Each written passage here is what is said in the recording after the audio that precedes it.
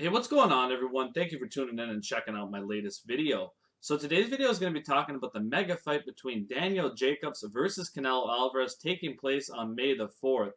Outstanding middleweight matchup. Credit to both of these fighters for getting this fight done.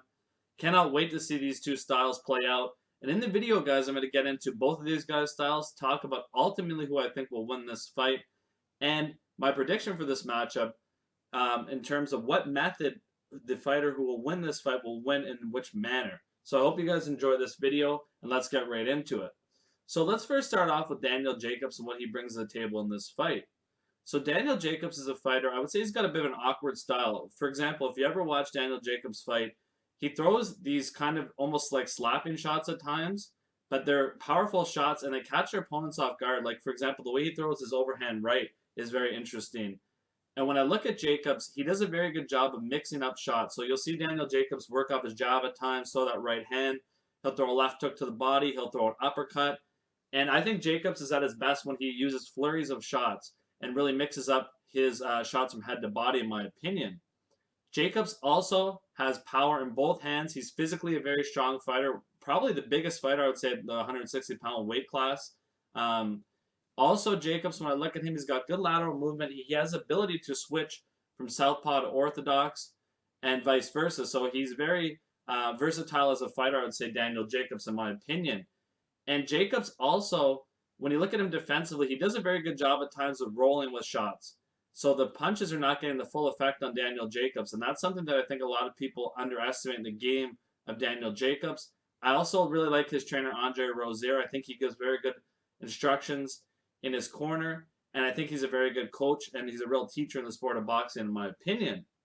Now, moving on to Canelo Alvarez, what Canelo Alvarez brings to the table in this fight. So, Canelo Alvarez, excellent counterpuncher, defensive mastermind, beautiful head movement defensively. He can stay on the ropes and slip shots. He's a beautiful counterpuncher, like I was saying. He throws very different combinations to when he counters. Sometimes he'll throw a lead uppercut.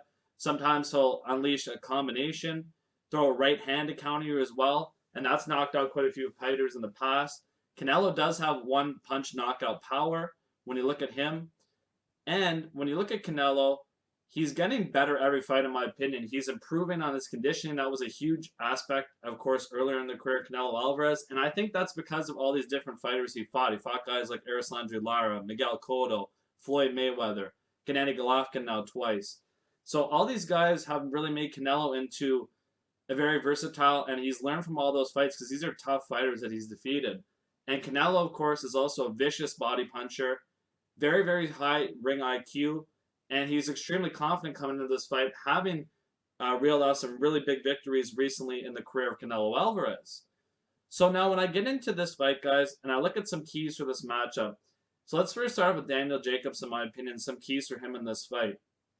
So at times when you watch Canelo Alvarez, I was mentioning earlier about his stamina. At times, I think Canelo, he likes to take rounds off, in my opinion, and get a break. So what he does a lot of times is he'll stand in the center of the ring and he'll just have his high guard up defensively, and he will take actually some of these shots. Of course, eventually he's going to set you up for a counter, but Daniel Jacobs needed to take advantage of that. So when you see Canelo with his high guard and you're landing these combinations, not throwing back, be wary that something is going to come back eventually, but you need to take advantage of that. Land some body shots, really mix up your shots, and keep Canelo guessing on what you're doing. So in my opinion, for Daniel Jacobs in this fight, I think he's going to fight predominantly a lot of this fight southpaw because of Erislandy Lara's success versus Canelo and Austin Trout as well. I think Jacobs has got to use that movement that he has. I think also when you watch back on that Lara fight, a key for Jacobs in this fight was a lot of times Lara started off the fight touching Canelo to the body with that jab, and then would double jab the head, and then he'd mix in that straight. And I think that's something Daniel Jacobs needs to do is work the body early of Canelo and keep Canelo guessing. And ultimately, when he uses these different shots, Canelo won't necessarily know where all these punches are coming from. And that's what Daniel Jacobs really wants to do. And also, when Daniel Jacobs is forced to be on the inside, which I feel he's at a disadvantage in this fight, I think he's got to use those quick flurries and get out. And when he gets out, it's key for Daniel Jacobs to keep his hands up, because I've noticed at times where he'll roll out with a shot, but one of his hands is usually down. So that's something you cannot do against Canelo Alvarez. So basically what I'm saying for Daniel Jacobs, his keys is mixing things up. He's got to be defensively responsible at all times in this fight. He cannot make any lapses in judgment. You saw what happened when he went out against Golovkin and he got dropped in that one shot, he left the pocket with his hands down and got hit with a right hand. Canelo Alvarez, of course, is a vicious counterpuncher and a better counterpuncher than Golovkin, so Daniel Jacobs has to be very wary of that, in my opinion. Now, some keys for Canelo Alvarez in this fight. I think he's got to be patient early, figure out what Daniel Jacobs is doing, and give Daniel Jacobs a bit of confidence early. Canelo is a fighter who will lose rounds early. You saw that against Amir Khan. But Canelo eventually is going to try to time Daniel Jacobs, and I think he's just got to set up his shots and be patient. I also think that for Canelo Alvarez, working the body of Daniel Jacobs will be very effective for him. Will stop some of the movement that Daniel Jacobs is going to try to employ. And on the inside, whenever the fight goes that way, Canelo Alvarez has to take advantage of that because Canelo Alvarez is a very good inside fighter with his ability to slip shots, and his body punching and the combinations he lets loose on body punches are incredible. So that's something that he needs to take advantage of as well when you're looking at this fight for Canelo Alvarez. So advantages for each fighter over one another, in my opinion, in this fight. So for Daniel Jacobs, he's physically the bigger fighter of the two. He'll have the reach advantage in this matchup, which is why I think he needs to be heavy on that jab and set up things like I was mentioned earlier, kind of take the route that Alexandre Lara did at times. I also believe that Daniel Jacobs has a better hand speed of the two, and I also believe Jacobs has a better footwork with his lateral movement. So those are just some keys that I believe that Daniel Jacobs holds advantage-wise in this fight, in my opinion. Now, when you look at the advantages Canelo Alvarez has in this fight, so Canelo Alvarez, in my opinion, is a better defensive fighter. He's a better inside fighter. He also is a better counter-puncher of the two. He's a better, I would say, combination puncher as well, and better body puncher of the two fighters.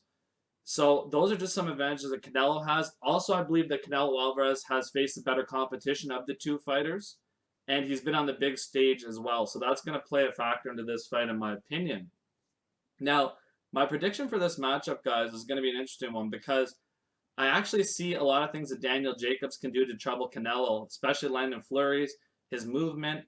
Canelo's never really faced a guy who can move like Jacobs. He has in Lara and Trout, but what I mean is he hasn't faced a guy with that kind of movement who also has power, though. Lara isn't a one-punch knockout artist, or he's not a guy who has a heavy-handed fighter, in my opinion. Daniel Jacobs, on the other hand, can give you movement, and he also has that ability that if he hits you with a clean shot, he has excellent power. So that's something that Canelo Alvarez is going to have to be wary of. And if Jacobs is able to utilize that movement and really mix things up, I think he's going to trouble Canelo a lot in this fight, in my opinion, because he's also very awkward. So those are some things that we got to watch for in this fight. But ultimately, guys, when you look at this fight, and I hate to say this, Daniel Jacobs, he doesn't have the fanfare. He's not the big money guy. The fight is in Vegas. And with the history of Canelo Alvarez and Golden Boy in these fights, the judges are going to be against Daniel Jacobs. And in my opinion, he has to score a knockout or a stoppage to beat Canelo Alvarez in this fight. And ultimately, I don't think that Daniel Jacobs is going to do that. And I also have to give the edge. If you look at my advantages, I think Canelo is just a little bit better of a fighter, in my opinion, right now. And I think that's due to some of the competition he fought. I also think that people are sleeping on Daniel Jacobs big time. And had the judging been a little better in previous Canelo fights, it's been very shady. I have to say, if I'm betting or if I'm giving you guys an ultimate prediction, I cannot tell you to pick Jacobs, because even if Jacobs outboxes Canelo, is he going to get the decision? No. So I think that Canelo Alvarez is going to win this fight by unanimous decision, in my opinion. I think we're looking at, though, like a 7 rounds to 5 type fight, or an 8 to 4. And I think it's going to be a controversial outcome, in my opinion.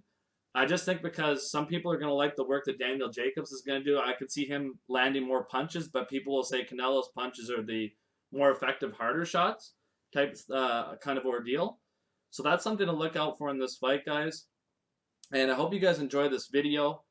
And I do foresee at some point Daniel Jacobs getting hurt in this fight because of his tendency to drop his hands when he leaves the pocket. I think Canelo at some point may hurt him with an overhand right. And I think that's going to spell a lot of trouble for Daniel Jacobs. So we're going to see how he rebounds from that. Ultimately, though, guys, a great fight. Don't sleep on Daniel Jacobs. He's got a lot of chance to win this fight if the judges are going to play fair and actually call this fight the way it should be called. He's got a lot of skills, and he's one of the better fighters of Canelo Alvarez, one of the more complete fighters offensively with movement and things like that that can trouble Canelo Alvarez. Ultimately, guys, I'm going with Canelo Alvarez by unanimous decision in this fight. I think he just holds a little bit too much advantages. Excellent fighter Canelo is, and I think he continues his momentum in this fight. Thank you very much, guys, for tuning in and checking out my latest video. Thank you.